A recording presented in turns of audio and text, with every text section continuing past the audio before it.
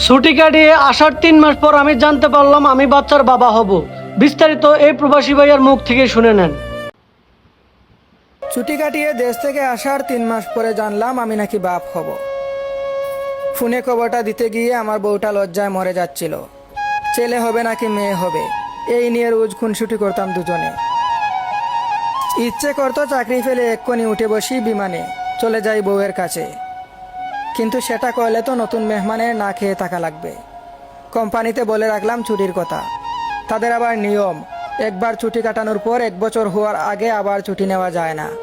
হিসাব করে দেখলাম বাচ্চার 2 মাস হইলে আবার আমি দেশে যাইতে পারবো। জুন মাসে আমার মেয়েটা দুনিয়ার আলো দেখলো। ভিডিও কলে আমিও দেখলাম আমার মায়েরে। আকিকা দিয়া নাম রাখা হইল লামিয়া। আগস্টের শেষ সপ্তাহে আমি দেশে আসব। ছুটি পাইলাম 15 দিনের। বিমানের টিকিটও করা শেষ। মেয়ের জন্য কি কিনবো, মেয়ের মায়ের জন্য কি উপহার দিব, সেই চিন্তায় পেরেশান হয়ে আছি। প্রথম বাবা হওয়ার অনুভূতি বলে কথা। ঢাকায় তখন ডেঙ্গু চড়াইছে। হাজার হাজার মানুষ হাসপাতালে ভর্তি। আমি তখনও কিছু জানি না, নিজের চিন্তায় ব্যস্ত। একদিন ফোনে বউ বলল মেয়েটার নাকি জ্বর হয়েছে 2 দিন ধরে। ডেঙ্গুর কথা মাথায়ও আসে নাই।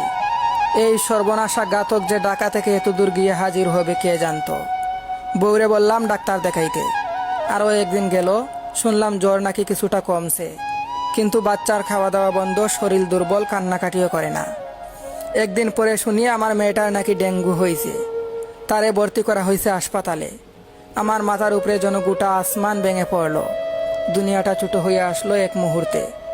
1.5 মাসের বাচ্চাটা যখন হাসপাতালে যুদ্ধ করতেছে ডেঙ্গুর সাথে, আমি তখন কাতারে যুদ্ধ করতেছি প্লেনের টিকিট আগাইয়া আনার জন্য।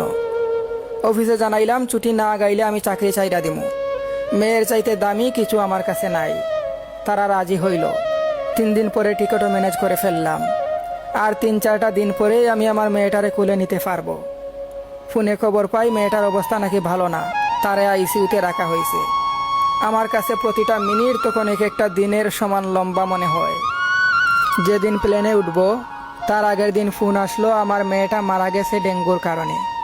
ফোনে আমি শুধু বললাম আমার বউটারে একটু দেইকা রাখেন, আমি আসতেছি। 2 দিন পরে আমি বাড়ির উঠানে পা রাখলাম। ঘর থেকে শুধু আগরবাতির ঘ্রাণ আসতেছে।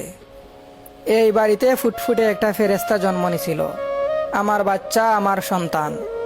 সেই সন্তানরে আমি একটা বারের জন্য খুলে নিতে পারি নাই, একটু আদর করতে পারি নাই। আমার মেয়েটা 1.5 মাস পৃথিবীতে থাকলো, হাসলো, কান্না করলো, রুগে বুগে দুনিয়া ছাইরা চইলা গেল। অথচ একটা বার সে তার বাবার স্পর্শ পাইল না। বাপ হইয়া আমি নিজেরে কেমনে ক্ষমা করি বলেন? কাতার তাকে শুনলে অনেকেই ভাবেন টাকার বিছানায় ঘুমাই বুঝি। আমরা প্রবাসীরা আসলে কষ্টের সাগরে ভাসতে থাকি। কাজের কষ্ট, খাওয়ার কষ্ট, এগুলো তো গায়ে লাগে না। কষ্ট লাগে আপনজনের কাছ থেকে দূরে থাকতে। প্রিয় মানুষগুলোর কাছ থেকে 1000 মাইল দূরে থাকার যে কি যন্ত্রণা, সেইটা সবাই বুঝবে না। নিজের সন্তানকে একটা বারের জন্য সামনাসামনি না দেখে কবর জিয়ারত করা কতটা কষ্ট, সেই কষ্ট কাউরে বোঝানো যাবে না।